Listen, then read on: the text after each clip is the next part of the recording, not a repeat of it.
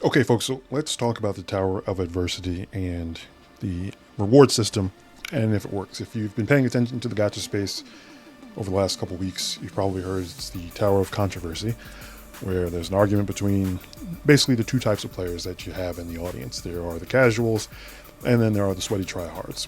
And the question that comes up is mostly, how should the reward system work to make sure that basically what's best for the game?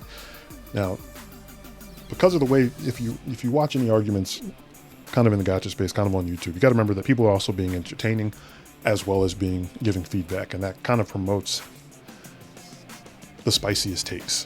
So it's better to say that the game mode is bad, and it's better to say, well, you're just bad, and like that creates an argument that's entertaining, it's fun, and that's good for YouTube. But the actual issue, if you actually just said this is what I wanted to see, most people probably wouldn't have a problem with it. It wouldn't cause an argument.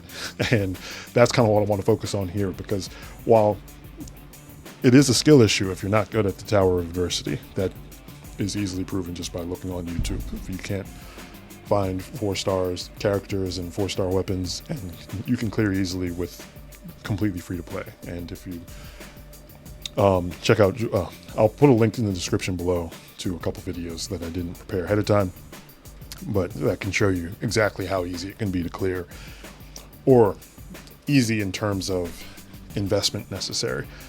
And it's not an HP sponge. It's a lot more of a skill check, because if you are looking at, for example, I have an S6 R4 Geon. So yeah, I'm going to pass the DPS check, but if I got hit, I'd die, right? These guys are trying to kill me.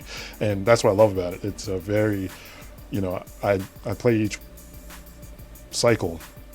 My goal is to not get hit at all during the whole thing. And that's what I love, because it highlights what's really great about this game's combat is that the enemies that they've created are so dynamic. I'm actually going to do a second video where I make a suggestion for how they can do the Tower of Adversity in a way, I think, to capitalize on the combat that they've created even better than what they're doing here. So the point is, yes, it's a skill issue, but does everyone want to develop the skill necessary to keep up with the game? How should the reward system be structured to reward skill without cleaving half of the player base for not having that skill? Is that something necessary? I don't think it's necessary at all. And as always, the best example is Punishing Grey Raven. Now, Punishing Grey Raven, people know to be a very sweaty game. Now, I like the skill required in Wuthering Waves. I've gotten the 30 Doritos since 1.0. First of all, I couldn't care less if everyone had all of the asteroid. It's not a personal source of pride to have gotten a few more pulls. And, but on top of that, the skill necessary for Punishing Grey Raven, I'm terrible at it, because what I like doing is, dodging the enemies, figuring out their patterns, knowing an optimal rotation. What you're generally doing in Punishing Grey Raven, between Pain Cage and Warzone, you're looking at it on the screen, and this is, as far as I can tell, an optimal performance. Like, people in my guild are crazy good at it. This guy is Matt Ultima. I'll link his video down below as well. As you've seen in the short sentence I've been giving, he's gone through 8 waves of enemies. I know the enemies. They're not doing anything. They haven't gotten a chance to do anything. And so here's what the skill is in Warzone that I don't have, and I also don't care to develop. You have an optimal rotation that's just called knowing how to play the character. And like, if you were just fighting one-on-one with the boss, that's what you'd be doing, figuring out, basically how to kill when you have the chance. What Warzone does is it says, okay, now you want to take all of your damage potential and figure out which piece falls best where. So let me just describe how that goes wrong. If you use your ultimate to take out you use a high damaging move basically to take out a tenth of an HP bar of a wave, and the new wave shows up, you're going to be out of damage, right? Or you have all the different damage types that you can use that will stop the clock and manipulate the clock. So you're really putting together, I need this piece here, I need that piece there, that is a completely different skill set. I just don't like spending the time on it. Like, it's just not appealing to me. So does that mean I don't get to keep up with the game? Absolutely not. And that's why Wuthering Waves is the GOAT. PGR is the GOAT. And it has such a such a well-designed system, the answer is almost always copy PGR. So the black cards are obviously what keep you in the game. Every person wants the black cards. The most casual person wants to collect the characters, and the best player obviously needs to collect the characters. So when they can't get to this, that's when you start to have people who are leaving the game. What Punishing Great Raven does, Pain Cage I didn't describe, but it's also very similarly, how fast can you do it? The best people in the world are doing probably 5 to 10 seconds, or 10 to, somewhere around that range, maybe even faster. At my skill level, it takes me maybe 15, 20 seconds, right? Which, there's a huge difference, but it's not that much, right? That'll get me about 1,000,000 points. So it's more than enough. You have 15 stages, you only have to do 10 of them to get your black cards, and then you only need, like I said, just knowing how to play the character and not dying. I get somewhere around 1,000,000 points, and all you need is 400,000 to get all the Pain Cage points. At the Warzone, I just, again, know how to play the characters. I try one time. There's only 4 stages you need to try on. The other 8 you can auto clear and get the points. And the 4 stages you need to try on, you need to end up with a score of 200,000. I have never gotten lower than 1,000,000 ever. Like, at any point when I was playing the game, I don't think I've ever gotten lower than 1,000,000. Like, you could take one DPS character and probably get 1,000,000 points. Well, meaning you can even use them in the stages they're not made for, like the off element.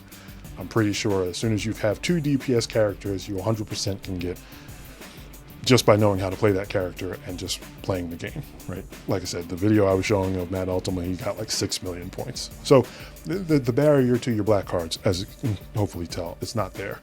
So then how do they make it worthwhile to actually sweat in the game? Like, what's the actual reward? And this is what I'm exposing myself. My guild's probably going to be embarrassed that I'm down in Vanguard, but that's because I haven't been playing. That's a whole different issue. You should be in leader. Why is it not letting me click on it? Oh, okay, you should be in leader if you just play the game. Like, if you just have my dented level of ability, I just know what the buttons do, and I can play the game and not get killed. It's going to land you around. If you have all the characters, you know what I mean. It's going to land you around leader. This is usually for when you're super early and you don't even have a full team. But you'll end up around leader. Sometimes you'll bounce into hero and you'll get immediately kicked out, and that's where you'll start to have to actually start optimizing your rotations like you were going to see in those Warzone videos. So this is the main currency you're getting. These vouchers are great. To sum up what these things do is, it's not blocking you out of anything. It's just making your character progression faster. And you can see why that's beneficial to someone who's sweaty, because they're competing week after week. So the faster it is you can, let's show you in the shop what these things can do. The Warzone credits, I don't even use all of mine, once again, because I'm not the sweatiest player. As long as my characters get fully optimized eventually, I'm fine. But these things speed that up. These are amazing. Of course, they're you'll hear them referred to as red USB. You'll probably see Wuthering Waves players recommending red USBs. That's what they're talking about. These are your substat selectors.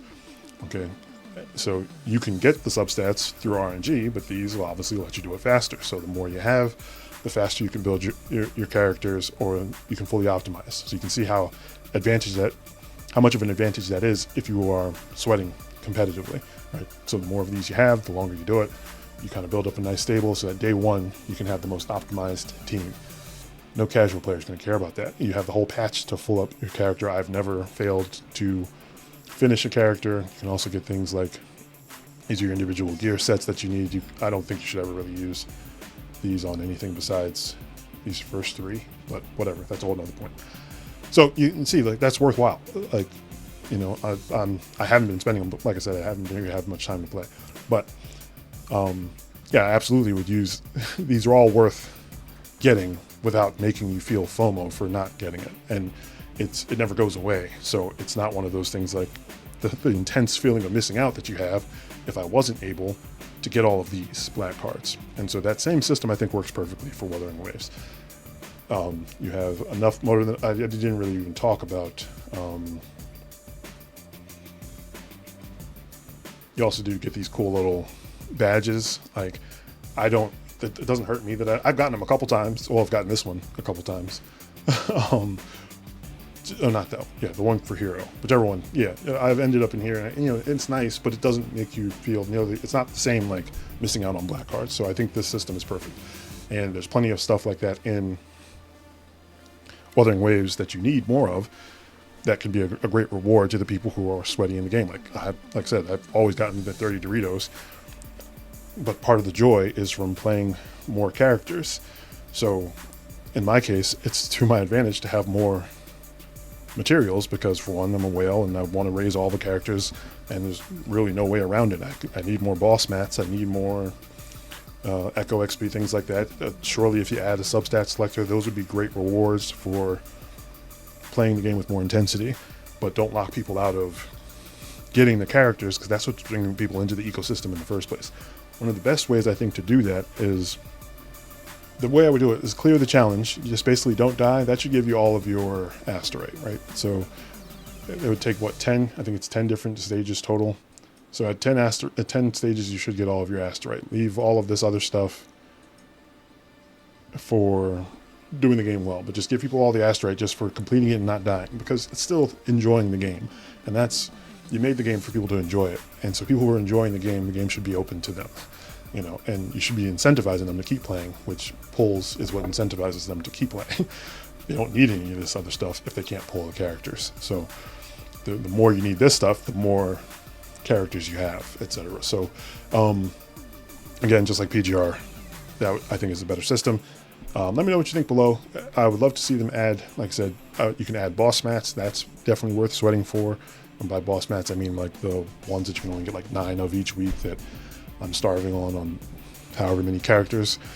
Surely add substat selectors. You can throw that in the mix, but stuff like that's perfect for sweaty content and requiring a high skill level, high skill check.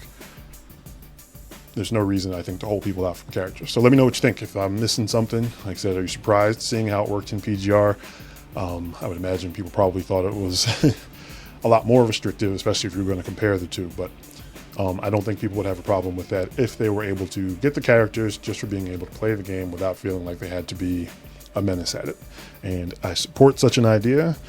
Let me know what you think in the comments below, and in the next video I'm going to talk about ways I do think that they could tweak the actual mode itself to take even more advantage of the great combat. I think they're leaving a little bit on the table. As much as I love Tower Adversity, they basically could do a hologram version of the mobs, kill the time limit, and just make it kind of a puzzle to check. So if you want to see that, that's going to be the next video. Thanks for watching this one, and I'll see you then.